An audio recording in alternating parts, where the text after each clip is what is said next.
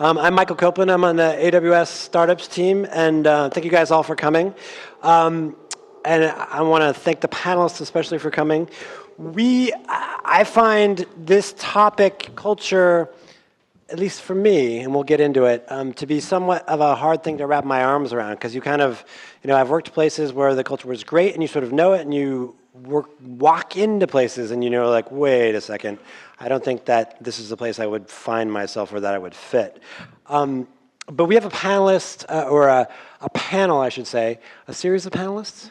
People, you guys are people, you're not just panelists, who are expert at all this. And I think what's going to be particularly interesting and useful for all of us is the concrete things that you can do as a founder, as an employee, as a person out there in the world, to shape and build better cultures. So I'm going to have you guys introduce yourselves. You guys know each other better than I do, although by the end of this, we'll all know each other very well. So, Nisa, why don't we start with you? Sure. Good evening, everyone. My name is Nisa Booker. I am the head of talent acquisition, development, and people experience at BuzzFeed.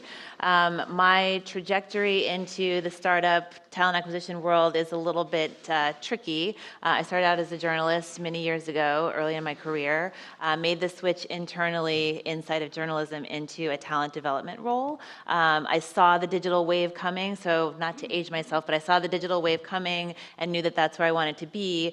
Made a quick transition into pure play digital, working for AOL, which is now Oath, at a really cool startup that they did called Patch. Which was journalism, new age journalism, I guess you could call it. And then that was an interesting experience. AOL acquired Huffington Post. I worked there for a little while, and then made the transition to another digital entity called Vimeo, which I'm sure some of you are familiar with. That was really cool and really exciting. And now I'm at BuzzFeed. So I've kind of done the digital jump a few times, and I'm excited to tell you about the cultures that I've helped to build and the cultures that I work in now. Rebecca. Yes. Hi, everyone. My name is Rebecca Price. Thanks so much for having me. Right now, I run all people operations at a Series C company called Enigma. We're a data technology company, and I've been there about 3 years. So I started when the company was about 30 people, and now we're about 120 people. And my responsibility is over all people operations. So that's talent acquisition, learning development, compensation, benefits, culture, et cetera. I started my career, actually, I was a psychology major, then I did about 4 years of consulting, then I studied organizational psychology at Columbia as a master's student, which launched me into about 9 years at Johnson & Johnson. And at Johnson & Johnson, I was in an HR accelerator program, so over the 9 years I was there, I had 12 different roles that moved me all over the world in all different operating units, and all different HR functions. So I was really able to see sort of best in class at an enterprise scale, all the different HR functions. I think some people don't even realize or appreciate how many sub-functions there are under the umbrella of people or human resources. I made then the leap to the startup world in 2013, and I was the head of people at a company called Sailthrough. Grew that company from about 90 to, we were up into the 300s, and then we had to scale back from 1 location to 5. So a lot of experience scaling both companies and cultures, but also across multi-locations and opening new offices in different regions and countries. And then at Enigma, we are New York City based, and it's a very tech heavy, about 80% engineers and data scientists. So a very tech heavy culture. Data scientists are people too. Yeah. Peter. Hi, thank you for introducing me, and thank you for having me. My name is Peter Phelan, and I also have worked in lots of HR environments. I started off early. I did a bachelor's and master's degrees back in University College Dublin, with an emphasis on management and human capital. Then came to the States and had a 20-year corporate career in various industries, culminating in chief people officer roles at MediaMath, an ad tech company. Helped them grow from 125 largely New York-based employees up to 800 and a truly global footprint. And then went from there to Shutterstock. Nice to see a Shutterstock alum in the audience here. Hey, Danny. Where I was also chief people officer. Then about 3 years ago, I decided, having really loved, in my kind of self-styled rotation, J&J organized it for Rebecca. I had to do my own. That the aspects of HR that I loved the most were culture curation, very kind of intentional studying culture, unpacking it, getting to the truth of what the group was, how they were working together, and then building interventions to improve things once the truth was kind of known. So I took a bet, thought that could be a thing, and so far so good. 3 years later, I've got a lot of clients who I've helped with identifying their cultural kind of core and also related offerings. So maybe when you've got to the truth, you might be eager to shout it from the rooftops. So I've got a few Glassdoor winners among my client ranks. And it's a lot of fun. And I think, maybe this culture thing may be a thing based on the fact that we're all talking about it tonight. Well, I mean, Peter, you're busy. You're all busy because it's not easy, I guess. But we all need it. And so that's what I want to get into. I applaud all of you people who are already asking questions on Slido, especially the person who asked one before you even began sitting down. So keep at it, and we'll ask some of your questions, during the course of it. So if there's something that gets triggered during the course of the conversation, ask a question. I want to start at the beginning, and Nisa, let's start with you, and then you guys chime in. But great culture, like what is it? And I think there's probably not one answer, but also what is it not? That's a great question. I do think that there's not one answer. It's not one size fits all, and I think that's a really important thing to think about as you're starting companies or working in a company or evaluating companies for employment. One thing that we're trying to really define at BuzzFeed right now is making sure that people understand that culture is really an agreed upon way of working together as employees, as colleagues. And so what does that look like as a whole? What do we want that to look like from a company standpoint? And what does that look like in individual teams? Because you do have subcultures in different departments.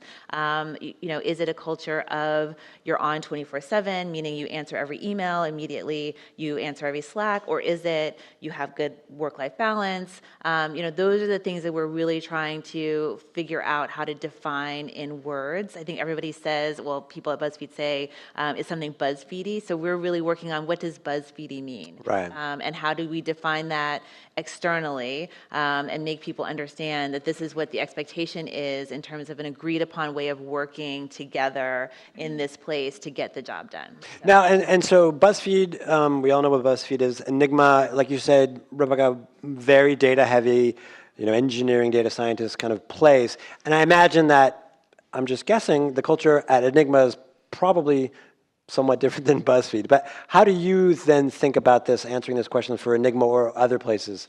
Yeah, well, I think about if any of you have selected, say, where to go to a university or where to even exercise, right? Like, there's not one right place. There's a lot of choices because we're all different people. So what might be a great culture for one person may not be a great culture for another. So I think what my advice is to really understand, like, what makes your organizations work. And then what we've done at Enigma, and the work I've spent a lot of time on, is thinking about who has been most successful at our organization and why. And then on the flip side, who are the people that haven't been successful and why. So when I think about the traits at Enigma, there are 3 traits that really stand out that make someone successful, and they also anchor nicely in our company values. One of our values is generosity, and the way that shows up in our organization is we're a very matrix organization. It's very flat, low hierarchy. Most of our work gets done on multidisciplinary squads. So you have to be able to be highly collaborative, highly relationship-driven, and really able to influence without authority, for example. Right. Someone who needs a lot of structure is going to think we're a terrible culture. Someone who loves flat hierarchy is going to think we have a great culture. So that's just one example of how there's no such, I don't necessarily believe there's like a good culture and a bad culture. It's about understanding the traits and then finding the right people through talent acquisition who really fit. Right. I mean, I think there is bad culture, but we'll get to that later too. But Peter, when you talk to startups, I think part of what's hard about it is like sort of knowing yourself. Like, what does your culture and how does it inhabit this place that you're building? And you guys as founders, you as people bring everything to your startup, to your ideas. But how do you even start to kind of define it for yourself? I think, like, as a person who is not very good at that for himself, like how do you advise your clients to do it? Yeah, I think that is the key, is kind of getting to know your truth. Otherwise, you can't, document what's BuzzFeedy or what's, going to anchor as a nice Enigma value. So with clients will have different, backstories and different levels of self-awareness. So every engagement for me is a little bit different. But I think there's certain things that help certainly a founder set the right tone, and self-awareness would be pretty important. So I like to find out what assessments they've taken, personality assessments, how much experience do they have with 360 reviews? Did those reveal kind of major blind spots? Do they have kind of no respect for them, and they think that they suck, and all these things? Those are usually kind of good signs that somebody may not be self-aware if they hate all things testy. And then if you kind of get the wisdom of crowds involved as well. You may not have a ton of, and maybe the audience here aren't like these major scale companies, but even if you've got 2 people, that's already a culture. That's not just about the co-founder or the founder, who may loom large, of course, if they got more authority than the other person or people. But, have them, in a safe environment, maybe using a consultant or maybe just, doing something on SurveyMonkey, opine on maybe a competency framework or some kind of framework that kind of takes you out of yourself. And there's lots of free ones online. You don't need a culture doctor to do this stuff. So yeah, I'd say, promote self-awareness with some kind of objective data, even a simple disc profile. Right. You can do free disc profiles online, and it can be so revealing in terms of, how somebody rolls. Nisa, at BuzzFeed, like that question of what's BuzzFeedy, how do you sort of, and maybe codify is the wrong word, but you sort of know it when you see it, then do you write it down like, okay, that's BuzzFeedy, now let's pull that apart and sort of create the components that so we know, A, how to do more of it, or know it when we see it? Yeah, it's interesting because we're in this exercise right now where we are trying to do exactly what you said, is pull that out, take it apart, do what you've done at Enigma, and really figure out what the qualities of the most successful people are. How do we define those and make them more general and pull them out into something that we can assess people better for on the front end and all through the performance management process. So we're still in the kind of middle of making that sausage right now. But I do think that the interesting thing that I've noticed about BuzzFeed, especially coming from really big companies to smaller companies now to kind of a mid-sized company, is that there is still a culture at BuzzFeed that is rooted in those original people who worked there.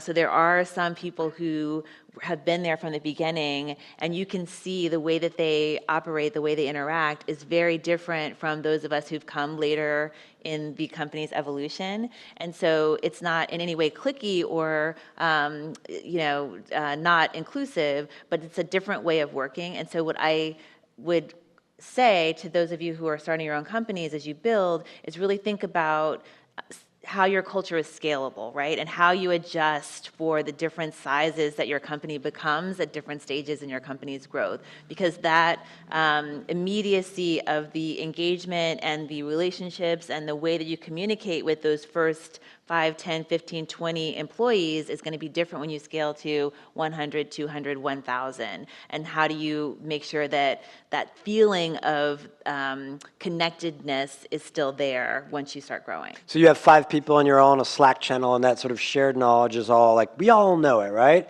But then you go to 10 people, Rebecca, or 15 people, and then 50 people. Rebecca, you've grown organizations. What are some of those thresholds, and what do you need to be mindful of and then act upon? Right. What I think is organizations become the embodiment of their founders. And I think it's really important as founders, like Peter said, to really know who you are. And if you are self-aware, you're building an organization that's a reflection of you, and hopefully your co-founder and your first employees are filling in those blind spots for you, so that if you squished all of you together, you have you're high functioning on all the traits. Then you don't have to necessarily worry about like how it scales because it should be scaling organically and you're scaling authentically. Like you really are who you are, so you're not going to be able to change those traits necessarily. So I would like lean in strong on like your positive strengths and know that the culture is going to grow from there. The thresholds that I think are important to pay attention to there's like this sort of like sharing a pizza, right? If the team that can like, have you heard this term? If you can like all sit around and eat a pizza, that's communication can happen very seamlessly. If you're now in like 2 pizzas or more, you need to start thinking about different ways to cascade information and also that different people learn and receive information in different ways. Some people like to read it, some people need to hear it, some people need to see it. Humans also need to hear things 5 or 7 times before they really believe it. So you really need to be very conscious around communication when you have kind of like the bigger than one pizza, around the different types of ways that different people need to learn. Right. You guys, we were talking about this, that you're building a culture from the minute you sort of sit down and start building something, period, right? And so you might as well do a good job of it. Peter, if I do the self-assessment and I'm process-oriented, and I have these positive kind of attributes and then a lot of negative attributes, when I'm building that culture from day one, how do I solve for all the stuff that I don't do so well? So I think, to Rebecca's point, once you're self-aware enough to know what's, a strength and what's not, you can hire, find co-founders or initial employees who forge up, those areas. With the process-oriented person, to kind of turn that into a disc. If anyone likes disc profiles in the room, we'll geek out on this stuff up here. Sorry, we'll get back to you guys later. No, you have C is very process-oriented. So you might need somebody who's the opposite of a C, which is an I. So they're kind of big picture thinker, gets very animated, good salespeople maybe, by fresh ideas, and then the process-oriented person is really good at executing and making it happen in the real world, which might not be a strength of the I. So, I think that's, you probably want to embrace your strengths as regards to weaknesses. You probably don't necessarily want to make those, if you think they're weaknesses, values or whatever, just hire so that you don't have to be relied on for that thing, right, versus documenting the dysfunction and saying, yes, we're going to go along on this. So yeah. But when you start hiring, what are you looking for then? And Nisa, like, am I looking for, oftentimes what happens, you start hiring people who are kind of like you, right? And then all of a sudden, there's a whole gang of people just like you. And sometimes that's okay, but oftentimes it's just not. Yeah, but I think that's where the self-awareness kicks in, is you really need to know what you're good at and what you can lean into and what you don't want to do or what you're not great at that you can hire someone else to do and complement your strengths. But it does take a real high level of EQ and self-awareness to understand what that is and also to give that part up. But I do think that as a founder, you want to hire people around you who complement the things that you know how to do really well and are better at the things that you don't know how to do at all.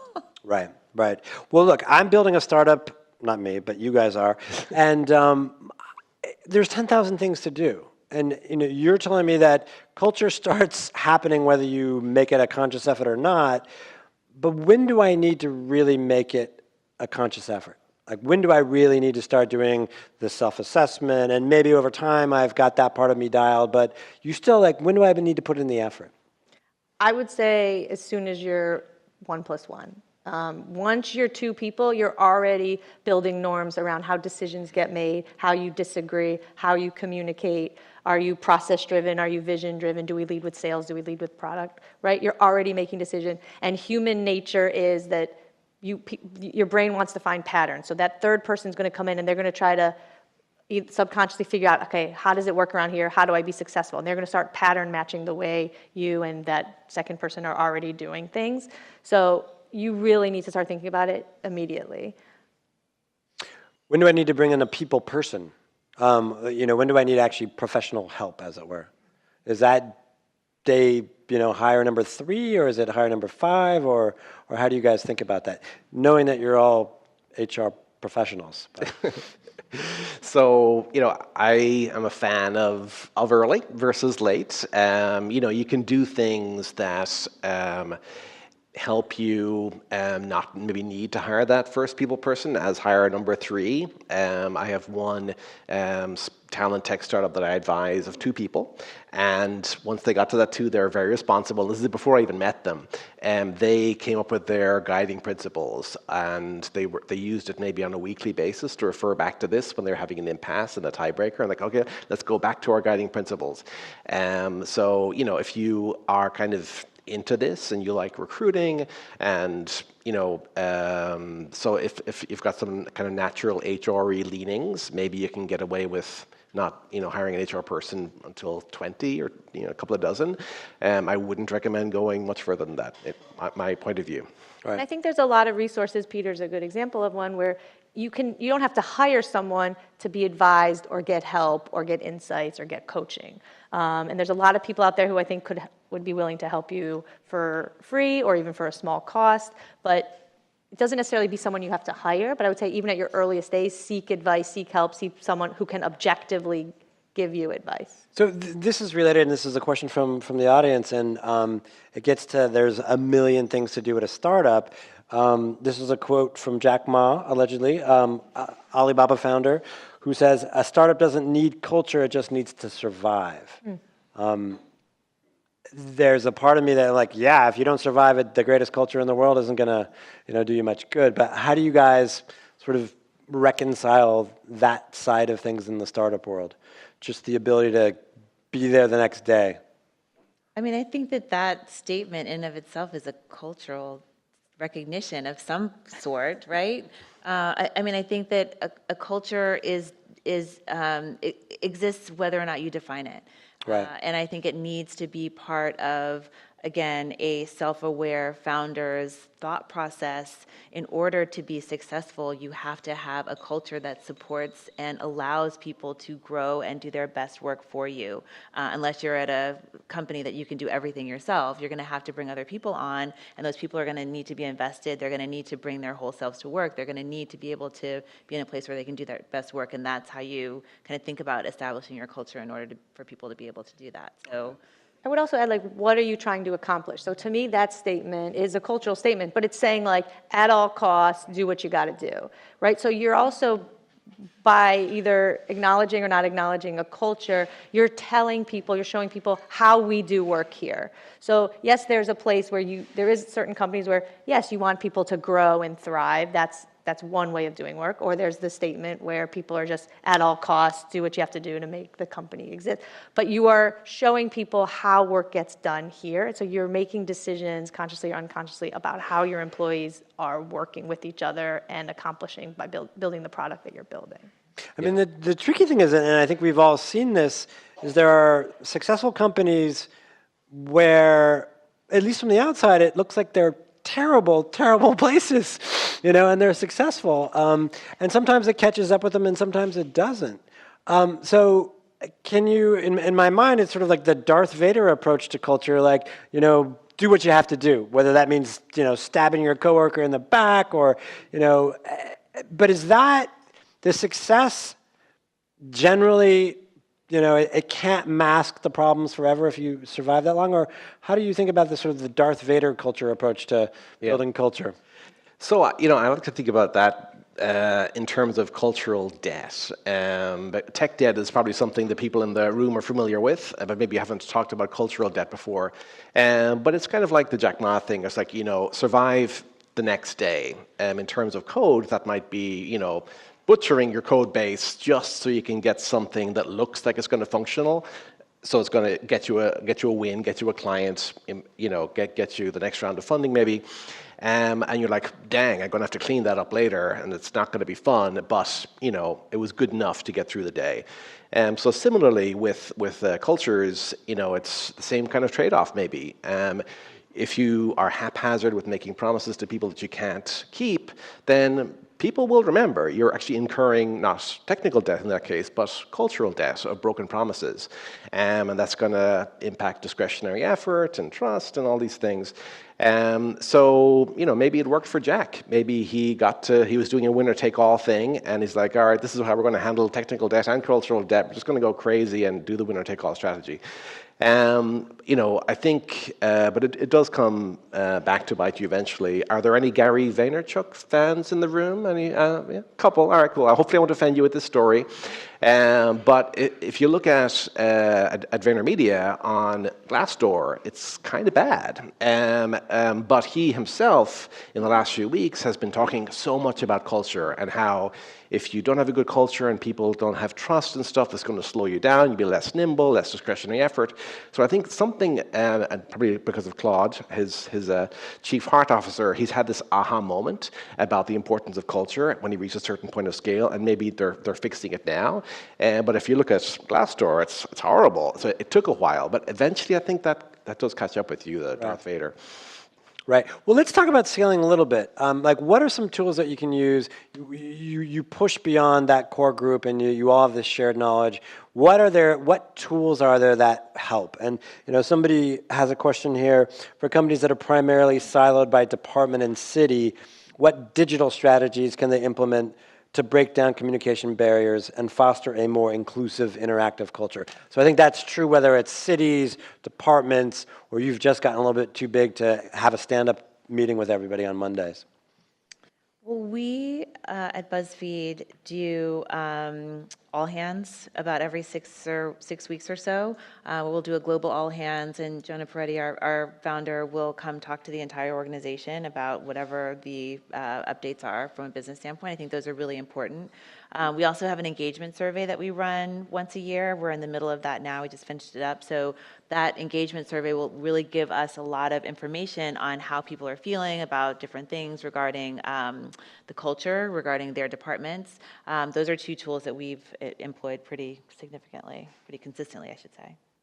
Yeah, I think the companies where I've seen, it starts with who you hire. So for every role that we hire, we have what we call like a target sheet. So it's not the job description, which is like the advertisement, but really like what are the competencies, both the hard and soft skills, and what are the values of the organization that are needed in this role, and then how do we assess against it so that we are really hiring consistently across location, region, office, so that you're getting people who are already aligned to at least at a foundational basis, so you're not kind of swimming upstream from the get-go. So I think it really starts with who you're hiring as you're getting to scale. And then it's really about the different communication modes. So we've done the things Nisa mentioned. In addition, I would say trying to get people, if you can, it can be costly, but to travel and really spend the time when you're traveling to just focus on building relationships. So if you're going to travel to another office, try not to just be stuck in meetings, but really spend that time building relationships, get that trust, get to know people so that when you go back, you already have that foundation. And then social events, it doesn't necessarily have to be centered around drinking or eating, which can be a certain type of people, but anything that people want to do, going for walks, doing activities together, painting, going to a museum, just getting people to know each other outside of the office, I think is the best way to then bring those personal connections and trust back into the office to get work. That's interesting because you talk about personal connections and trust through those kinds of, so that's the goal through those kinds of activities. Right. But free food and, a foosball table, that's not what I'm saying. That's different? No, I'm saying get out of the office and do something that helps build relationships outside of work. But so the distinction is perks versus, building relationships, right? Yes, correct. Yeah, perks is not culture. Culture is kind of the things we've been talking about, the way it feels to work at the company, how decisions get made, like what are the ways we work together, what do we value, what do we do, what do we not do, et cetera. But perks, that is not culture. Anyone can give perks. Perks cost money, but they don't actually, I think, provide a significant, meaningful experience about what it means to work. Culture is free, but it's actually really hard to build. Culture is not lunch, in other words. Okay. If I've gotten off on the wrong foot, can I steer this thing back to a good place? How hard is it to, and again, we read about companies that are really high profile, startups in particular, that have kind of gone on a wrong path. Can you bring them back?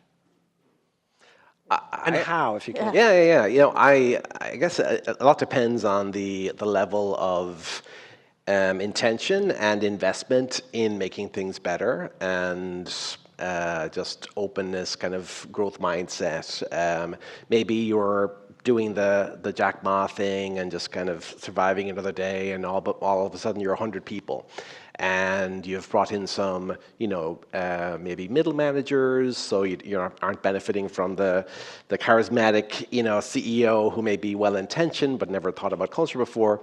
And all of a sudden, the middle managers don't have any cultural framework to reference because you haven't spent any time thinking about it, no values, no nothing, and they start doing weird stuff that worked at their previous organization to get people, in line, maybe cracking the whip or, whatever the case may be.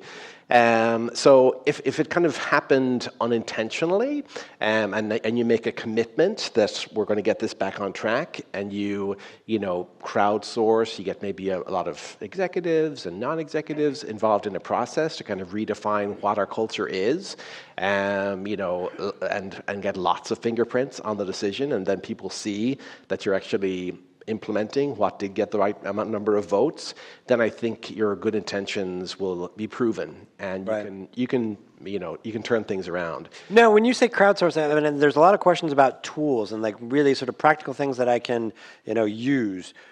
Are we talking about surveys, like Nisa, you were mentioning, and Rebecca as well? I mean, when you say crowdsource, how do we get to a consensus? Oh, for sure. I would say, doing a survey, for example, your first Culture Ramp survey is really quite powerful. But if you can't afford Culture Ramp, or you're not into answering 57 or 60 questions, and you want to do something quick and cheap, you could just do the Gallup 12 questions, which are, I guess, proprietary, and Culture Amp is like a very fancy version of them, but you can find them with any Google search, and that'll give you a sense of how people are connected to their colleagues, to the work of the organization, to their leadership, and if they're well equipped with tools and resources to do. You can tell a lot just from the Gallup 12 questions, and then you may need to dig deeper where the scores are low to see what went wrong in terms of leadership behavior, inadequate communication, incorrect values that were aspirational versus real if you took a stab at them before, but it was just like at a, leadership offsite with between cocktails and trust falls, and they're kind of crap. So, I think just an openness to have a hard, honest look will get you a long way. If you go through something perfunctory, or you outsource it to a branding agency, Madison Avenue style values, you might not get as much credit from a team who's savvy. Right. Can I just say one thing? I think that the really important thing to remember here is that regardless of how big your company is, you're not going to succeed without people coming, the people that you hire coming and being able to do their best work every day. And that's really, at the end of the day, what the culture is establishing some norms and a agreed upon way of working that allows people to come in and you get the most out of them and they get the most out of work every day. And so what that is up to you to decide, but it really does come down to taking care of the people that you are entrusting work to, especially as you're bringing your baby to life. Well, so and let's say you do that and you do a great job of it, and this is a question from the audience, sometimes companies with great cultures still fail. So what can a great culture do for you, and what can it not do? I mean, I think a great culture will, if you're a founder who has a company that doesn't do well and you still have a great culture, then I feel like that should give you some currency to build the next company on and eventually be successful, right? Versus if you're a founder who has a failing company and you're a jerk and you don't have a good culture, then that might not bode so well for you when it comes to building that next organization or building that next company. Yeah, it's like a great culture can't overcompensate for a product that's like not a good idea that no one wants to buy. Plan, right? Right. But a great product can fail if you don't have people who actually want to work with you to build it. Right. Yeah. For startups, let's say it doesn't go that far, but for startups, like having a not so great culture, what are the sort of knock-on effects or potential knock-on effects or secondary effects? One is like you're not going to hire great people because they don't want to come work for you. But are there other ways that you can sort of get in trouble and lessen your chances of success? I think so. I mean, Gary Vee is not wrong about, a cultural debt, although I don't think he uses that term, but, not a great culture slowing you down because people are, less inclined to give discretionary effort when they don't believe in the organization, that it's going to be honest with them and keep its promises. They'll be like, maybe I won't stay late because we'll make And whether that's a customer or a person who works there, right? Yeah. I mean, if the kind of organizational values and the brand values are close to each other, that's kind of the Zen state with a lot of my clients. That's what we're shooting for. Whereas, it's really simple. What you can expect from this organization, be it as a customer or be it as an employee, because they're really two sides of the same coin, or maybe the same side of the same coin. But on the question about, what you might lose or gain, I think it comes down to, you have this, I guess, correlation with success when you're self-aware. So we're talking about bad cultures, or maybe I'm jumping the gun on this topic, but if people are probably familiar with Bridgewater Associates, amazingly successful hedge fund, and they have a ridiculously prescribed culture. So when you go to Bridgewater, you know exactly what you're getting into. There's a whole book on it, which you can see, chapter and verse, exactly what to expect at every step of the way. And it's kind of brutal for certain personality types, but if you're super analytical and super fast-paced and type A and maybe a D on disk, or it could be a room for different profiles. Big companies should do it all. But that's what you're signing up for. They're wildly successful. A lot of people hate it, and people who are even wired that way often leave after a couple of years because they're burnt out. So I think, each organization, successful and failing, is a case study in how culture can support you and make you fast and nimble. And if the more self-aware you are, typically the better off you'll be. And the product has to be good too. Do you think that that's something that whether it's done explicitly and kind of, in the real world of, here it is, here's our culture, read it, internalize it, decide whether that's you or not. I mean, do you think that's important? Do you need to make it into this kind of like coda, as it were? I do. Whenever I interview candidates, I always get the question of like, what is it like to work here? Well, how are people successful here? What do you look for when you hire people? So candidates are savvy and smart now. They want to know because it's what they're walking into. Right. And when people come in on the job, they're going to want to know, am I doing a good job and why? Or did I not succeed in this and why? Right? So that they can repeat or not repeat. And it's all going to tie back to those norms of what does it mean to do good work here. So, you want to hire people who want to do good work. They're going to want to know, how do I do good work here? So whether you're being explicit or non-explicit, you're just accelerating the pace if you're communicating about it. Right. I do like the idea of like, okay, boom, read this. And if you think that like that's you, then we'll take the next step. And if you don't, then run away now. We'll all be happy. We have so many choices now in terms of employment. I think it's really important for you to really think about defining that on the front end, because whoever you're hiring is choosing between you and several other options. It's not just kind of a singular universe anymore. So the better you are at defining what your culture is and giving people the opportunity to step into it and make their own decision about whether or not that's for them, the better off you are. You don't waste your time, you're not wasting theirs, and they can move on and you can move on. So I think it's really important. Defining it and then communicating it, right? I mean, you guys are good at communicating it. And I think that's just, not everybody is. So either you need to be able to do it yourself or find somebody who can do it for you on behalf of, potential hires or whomever.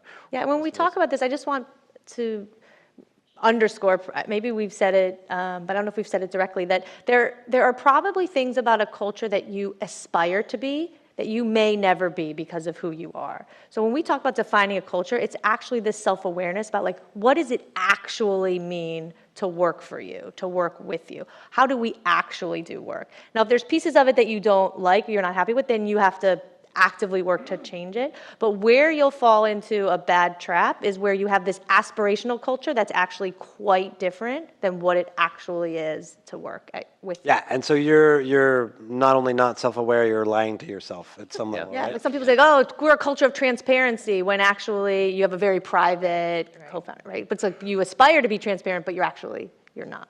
Yeah. This is an interesting question. Let's see. is culture just another word for race in some of those companies who have been flagged/fined for lack of diversity? And I think this relates to, so I've come in from Silicon Valley. There's lots of hand-wringing about culture in the tech community in Silicon Valley because frankly, hasn't been doing a great job with it.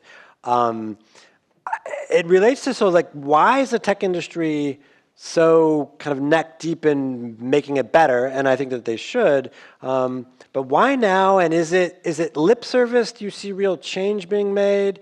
Or to the questioner's point, is it just sort of masquerading as something else? I mean, I think that you have, again, a disconnect between what people think culture is and what it actually is.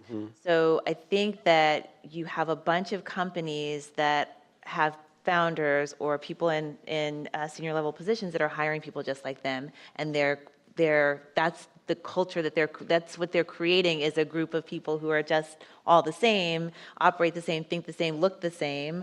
And I think that what will happen is you run into barriers, especially as you start to scale your business and seek other business opportunities, because you have blind spots. You don't have people who are thinking differently than you. You don't have people who've had different experiences than you. You don't have a work environment that allows for difference. And in the global economy that we're in right now and have been in for a while, that difference can mean you getting a contract, or you moving forward with your product, or you getting another round of funding or not. Right. So I think that what's happened is you have a very insular group of people who've been really consistent at hiring people who are just like them, and I think some people are starting to have some self-awareness around that doesn't work as we start to interact in different communities or have to go after different business and don't have people who can actually have those conversations. Right. I think, Nisa, when we were preparing for this, you described that as, there's culture fit and there's culture add. Yes. So we are talking about the culture fit piece is more about, are you just like me? Can we go out for beers? Are we going to go hang out together? And I think that's the predominant way of thinking about what culture is versus culture add. So we have this agreed upon way of working. Are you going to come add to that in a positive way and be part of the fabric that we're continuing to build? Right.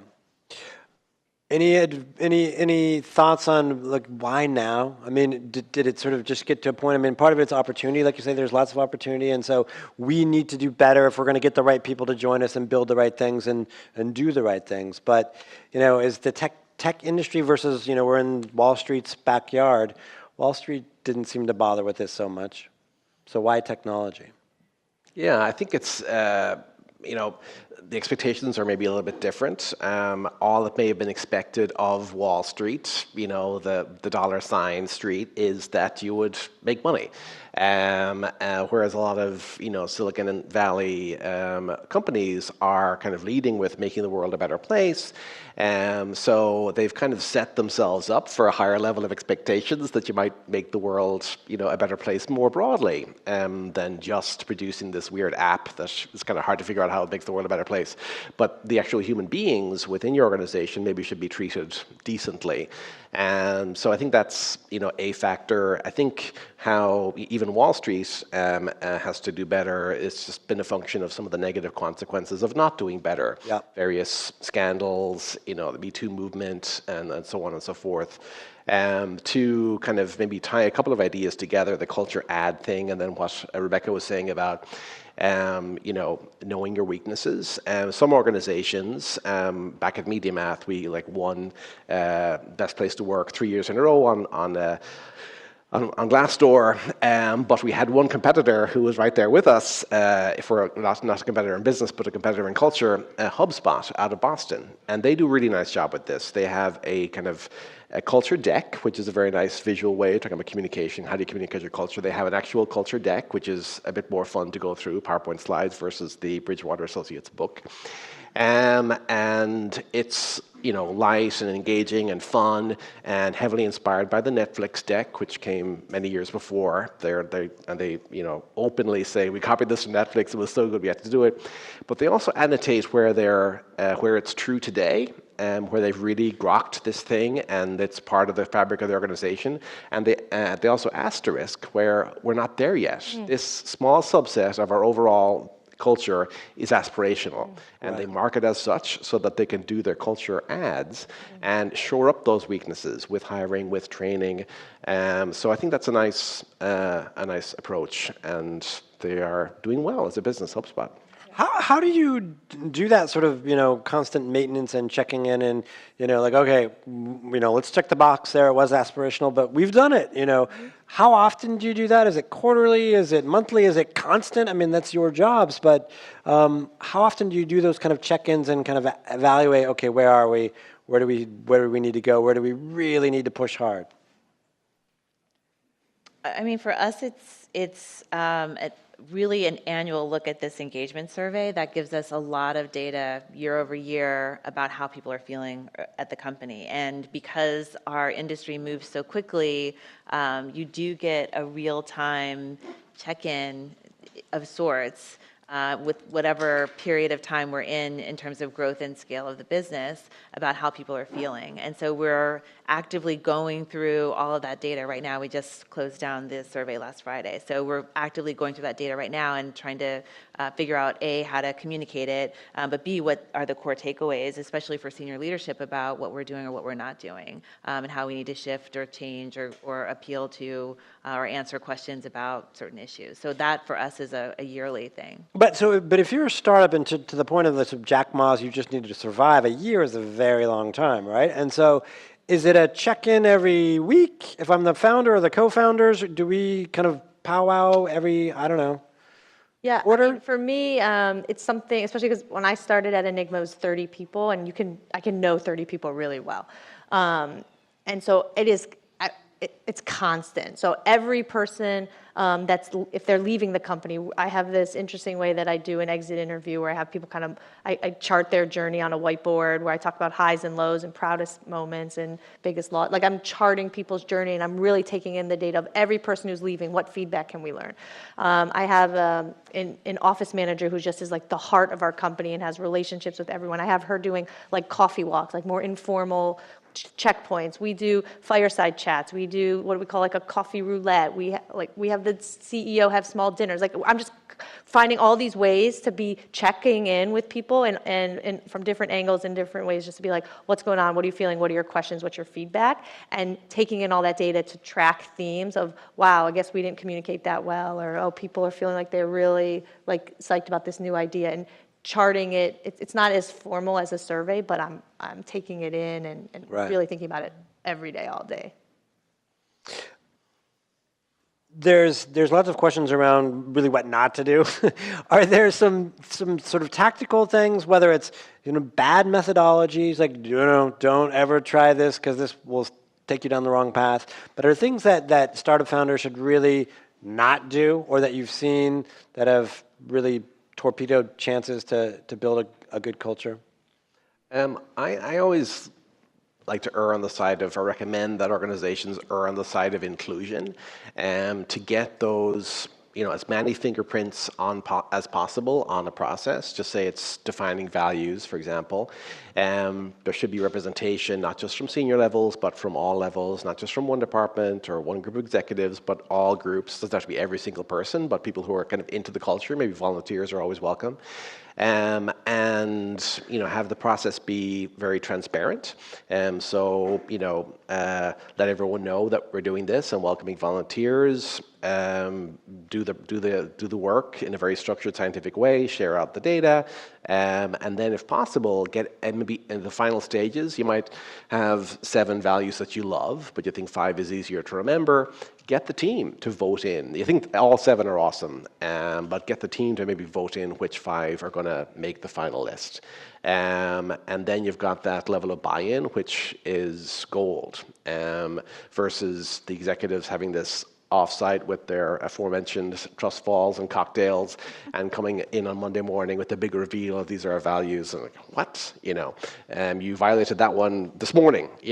When you cut ahead of me to get the coffee.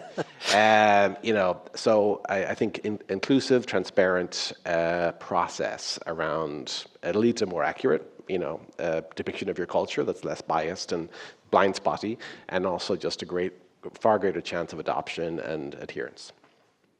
Anything else not to do? Well, I just want to go back to the point about why do we do this now? Right. I mean, the economy is in some way is not on our side. It is on your side to build a company, but from a talent perspective, it's not on your side because there are so many jobs. There are way more jobs now and way more companies than there's talent and people. So if you're not paying attention to all the things we've been talking about, you're not going to be able to recruit and then retain and engage the talent that you have because it is such a market for smart people to be able to find jobs, really well-paying jobs. So I think like the mistake would be to not be paying attention to this right out of the gates and to it's what we've been saying, but to really have a self-reflection of who you are, what your strengths are. And if you can't do it with yourself, I'm sure you have friends, family members who can give you an objective, some objective feedback about like how you show up, right? Like how do you show up at Thanksgiving? Like what are you defensive about, right? Like what are you really good at? Like have people share that with you. I think that is the thing that I would underscore as the thing you can go home and do today. There's been questions here where people, this fellow David, there are thousands of companies that have no culture or bad culture. And because employees have no better options, they just, stick it out. But I think the big point you guys are making is that there is culture, from day one. And you just need to decide what it's going to be. And you need to build it the right way. And so I think that's actually a big takeaway for me is that like culture is there. You need to do the right things with it. I'm just curious, you were talking about the economic cycle now. Does culture change when it's a tough economy? Does it get very, kind of stingy and mean-spirited along with the economy? Or do you not see those kinds of changes? Or should we not see? Well, I think there is like, there was a cycle in like the mid-2000s where people, where the economy crashed and people were just so happy to have a job. I think there was a higher tolerance for things that maybe people don't feel like they have to tolerate now. Right. So I don't know how that served building company cultures. But now I know there is such a low threshold for tolerance and people, it's really hard to build loyalty. Really good talent can get another job and any other company can pay one more dollar. So how are you going, what's your differentiator? How are you going to keep those people? And it is around the product you're building and its mission and what it's like to work at your company. Right. I've built this great culture, but it's not a static thing. I mean, it sounds like a lot of work. It's worth it for all the reasons you guys described, but it's a constant thing, isn't it? It is. It's like parenting or, being in a relationship. You are constantly giving to this thing that you're building. And if you don't do it right, then you'll have to hire Peter to help you turn it around. Or it's even like just being physically healthy, Yes. right? Yes, Exercising, yes. eating Yep, right. constant You have to maintenance. every day be thinking about it and doing the right thing. If you have, you ate the dessert last night, you might want to exercise today. Yeah. Yeah, the dessert debt. I never thought about dessert debt before. But yeah, and just to give one more example, at Media Math, we're going through these different stages of scale, and we felt really good about our values, and people were loving the recognition programs that were based on the values and high level of participation when we were 200 people. But then we grow. The world would change. Every 18 months, we pretty much said, okay, assume the values are wrong. We have to re-vote in our values and see if they still make sense because we're a different company, and most of the time the same ones got voted in again. The definitions of them were definitely tweaked over time. They were definitely not static. So yeah, I think every so often, maybe 18 months, it was good for us. Whiteboard again. Right. And Some things stick because they were the right things and some things change. they were tweaked. That's Yep. cool. Here's a question from Simon Berg. Where's Simon? Raise your hand. Okay. We're going to put him on the spot a little bit. As the CEO of a business that is about to be 200 people, I am laser focused on the people piece of the business and want to bring on a chief people person officer. So somebody like you guys. What advice do you have in regards to sourcing and choosing someone in such a role? How do we find you guys? And when you guys are, I mean, part of it is like, are you the right fit for Simon's company? But how do you suggest he embark on this? So I'll throw a little advertisement out there. I attempted to recruit Rebecca more than once over the last 3 years because occasionally my clients will want a long-term solution, not just the culture doctor to come in and do a short-term engagement, but they're like, okay, great, now we need a long-term elevated attention to this. So I've started placing VPs of people, and it is an interesting thing to be a former VP of people, recruiting for VPs of people.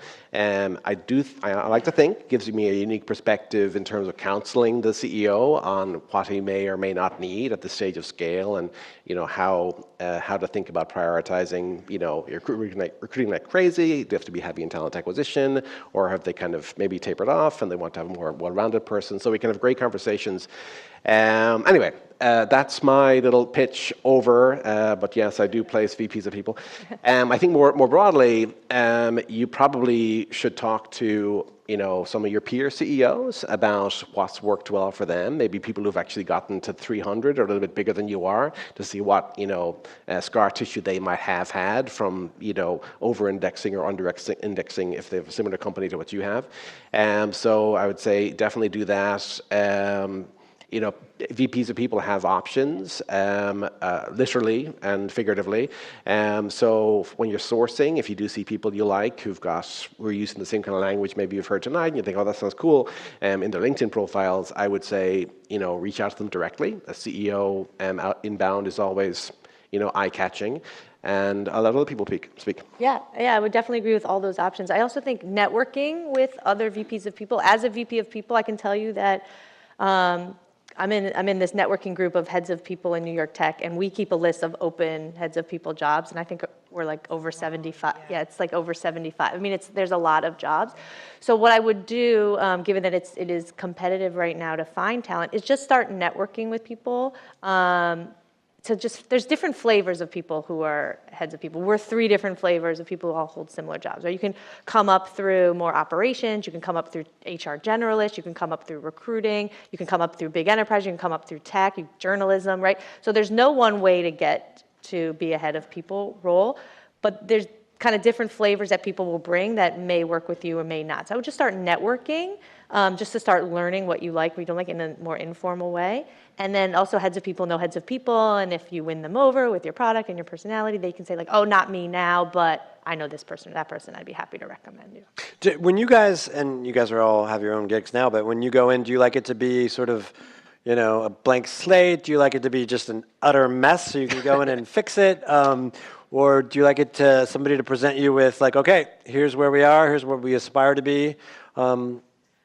I think, if I'm going to jump in, I think most heads of people want to be a partner to their CEO, right? If you think about a CEO, you have like people and money and ideas. And so we want to kind of feel like we're a part of building the organization from that perspective. Right. So, and be like a really trusted partner. Right. And then I think it's just personality. Some people love the mess, some people love the building, some people love the organization. Deceitful, backstabbing culture. Yeah. But I'd say if you are talking about progressive people, and you're like, oh, Rebecca, want to hire you, it's going to be great. You're going to report to the VP of Finance. That'll be quite off-putting, because that puts you one rung down from the trifecta she was just talking about. So, just so you know. There's a question from Jean or Jean, I don't know. What about subcultures? If you have a company where its culture is sales-oriented, but it works directly against or in opposition to its tech subculture, how do you reconcile the two? So this is departmental, but like I mean, there's definitely cultural differences. Yeah. I think sometimes it's a case of, there being almost a second set of values. For subcultures, Nisa was talking about this a lot, and BuzzFeed's pretty big. They must have myriad subcultures. So it'd be Ideally, your core values would be so universal about how you work together that they would, span every department.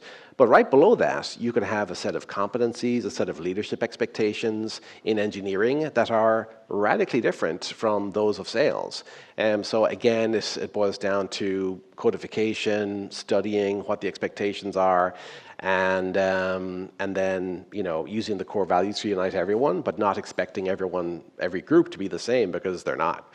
So the manifestation of those core values might be different in different groups. Yep. They still need to sort of buy into the... Well, I was going to say that I think it's inevitable you're going to get subcultures. So I don't think you should fight against that. But if they're working against each other, that's where I think you really want to do the diagnosis. If you have an engineering culture that's about like quality, but sales is about like just speed, right? Like someone's going to have to reconcile that tiebreaker, which is probably going to be your leadership team or your CEO being like, no, we are going to prioritize quality over speed. So salespeople, you got to pull back on those product roadmap promises, right? So I think it's about not expecting that there aren't going to be subcultures, but how are they coming into conflict and working against each other? And someone's going to have to make a call. We've gotten several of these questions, but what should you do about an employee who is a bad seed for your company culture? So somebody who got in there who's not really enjoying the culture that you're building and is actively maybe, undermining it. I mean, Yeah. For them to Adios. Yeah. Adios. That means bye in Spanish. For whomever asked that question. Okay, that's fair enough. I mean, I think you would start by giving direct feedback, right? Like all the ways you give feedback, this is what we're noticing, this is how it's having an impact, because perhaps they don't realize it. So give them the chance. But if it's really not a good fit, they probably know it's not a good fit. They're probably also not enjoying it themselves. And you may be able to get them off the hook, too, by just calling it out. Here's a question. I have team members in different parts of the world. They have not met each other and feel that the word culture means different things to different people. How would you suggest I could help them align? That is a tough one, because it does mean, and the workplaces mean sort of different things to different people too, and how it participates in your general life and livelihood. But that goes back to having a unified way of working together that's communicated effectively.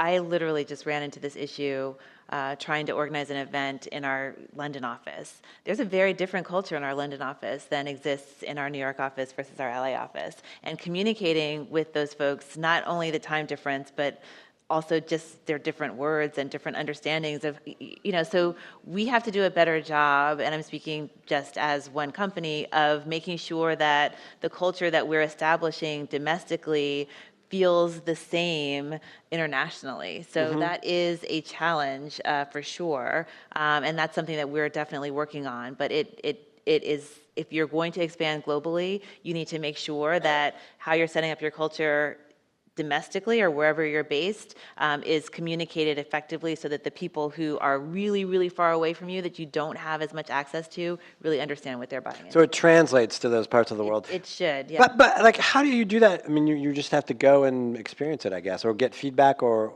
I mean... Well, I think it will come through the hiring, the consistent evaluation criteria by which you're hiring. But I think getting to the subcultures, when I've scaled organizations to multi-offices and multi-regions, like, you do want, it's what we just talked about with the engineering and sales culture. It's the same thing. Like, you want to have some framework that makes people feel like you're part of the same organization, but having some differences or subcultures from an LA office to New Zealand, right? There are going to be differences, and I think it's okay as long as it works with the culture, not against it. Right.